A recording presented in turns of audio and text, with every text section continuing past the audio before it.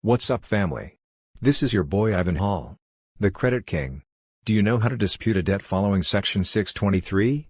Have you filed a dispute on your credit report because of an error? Was it turned down? If that's the case, the 623 dispute approach might be ideal for you. And, if the credit bureau has already rejected your dispute, it may be your only option other than filing a federal complaint or launching a lawsuit. What is the 623 dispute resolution procedure?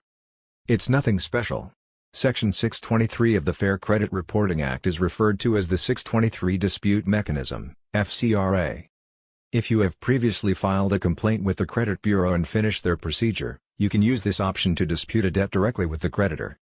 By law, the creditor is required to respond to your request in the form of a verification letter.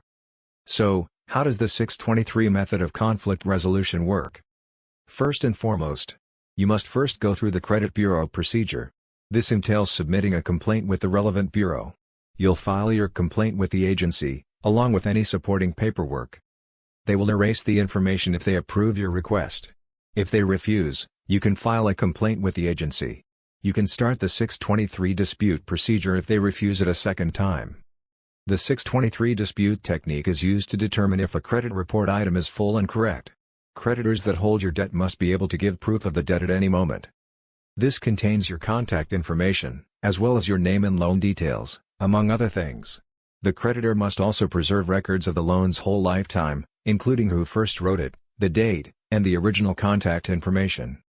The 623 technique advantages the amount of information needed by a creditor to properly validate a debt. If your credit report contains an error, they will be unable to authenticate the debt, and you will be able to pursue credit repair. Remember that the initial step is to go via the credit bureau. If you don't do this, you won't be able to get a 623 resolution. After you've finished the credit bureau dispute process, you'll need to send a verification letter to the credit bureau in question. This should be done in writing, via regular mail, and by certified mail. Is it necessary to send a 623 dispute letter? Occasionally, the original creditor will ignore the 623 dispute letter. At that point, you'll have to take legal action.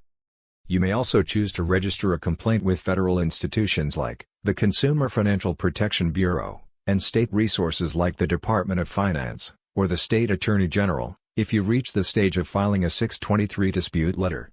Take action and go get that money.